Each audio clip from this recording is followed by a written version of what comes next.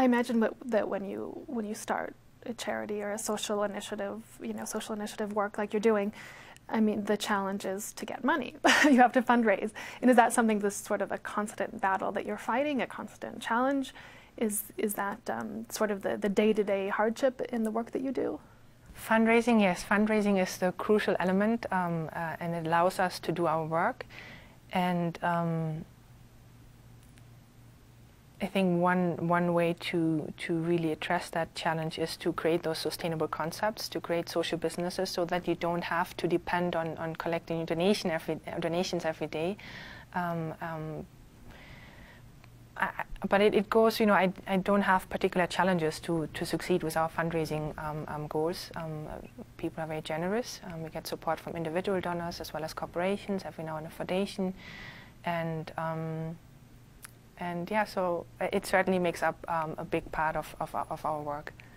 What do you think of sort of the recent movements within the fashion world, the recent debates that sort of turn that social conscience on the fashion world? I find it very positive that a lot of fashion labels take on that element to have a social objective and to care about the community. So I see a lot of change in the fashion sector, and I think that's great.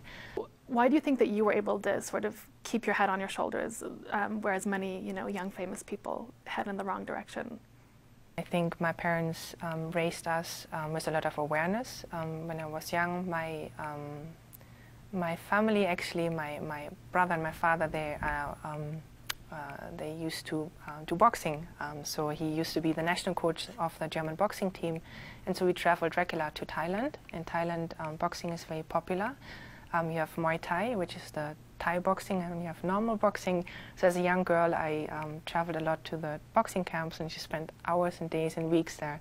And so in those countries, people use sports as an opportunity to get out of poverty. And I think the opportunity to see how they live and to learn about their life just allows you a lot of awareness about the blessings you have growing up in Germany, or growing up the way I could grow up.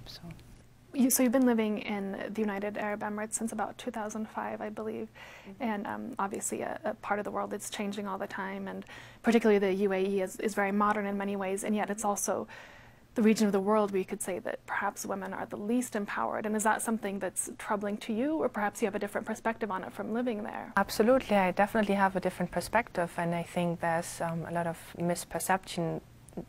Women in the Middle East actually do have a lot of power, and I think many times they're the driving force. If you look at if they say a woman takes care of the family and the household, actually she takes care. That's a powerful role. They have huge families, and it's much more celebrated to be a woman. And whereas I think if you're in the West and you have to manage your career and you have to manage motherhood. I think there's a lot of misperception about the role of women in the Middle East. The Middle East is really the hottest spot on the globe politically. That's nothing new. There's conflicts being played out that resonate all around the world. So living there, has that sort of changed your perspective on global politics? Because when you're in the heart of the region, obviously in some ways you get an insider's viewpoint.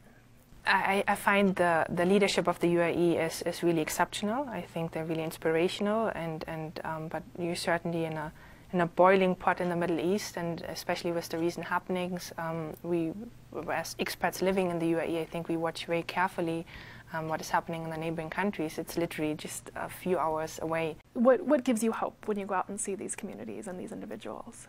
If I travel to a rural community in India, sure, they live very basic, but still they're very content, and they somehow live in perfect harmony with nature, and they get up with sunrise and they go to sleep with sunset, because they might not have electricity, but they are very content in many cases, and I think that's something which is inspiring. I think we get many times we think in developed countries, our life is cluttered with things that we don't need, and it's really about the simplicity many times. And I try not to get attached emotionally to our work. I think it's for us, it's just focusing on helping and moving on, and you know, not getting trapped in emotional attachment.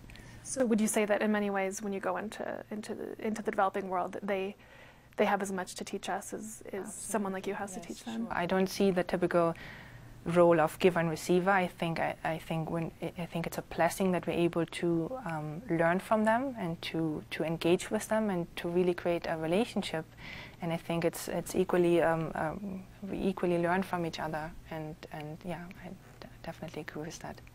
And final question: what's next for you? You're very young to have been so many places, done so much, built up this organization that's world renowned, that's continuing to do great work every day. So is it to continue on that same path? Is it to expand? What are your next goals? Well, you're very kind, and thank you for describing it in such a way. But we really, at the beginning of our journey, I think we're still at our humble beginnings, and the objective is certainly to just scale up. So instead of building classrooms, we'd like to build schools and to duplicate our efforts from in Madagascar in other areas, and to just keep growing and keep empowering more and more communities, and to learn from those experiences and to become better and better in what we do. All right, Monja, well, thank you so much for joining us for WorldDenver Talks, and we hope to see you again soon. Thank you so much for having me here. Thank you.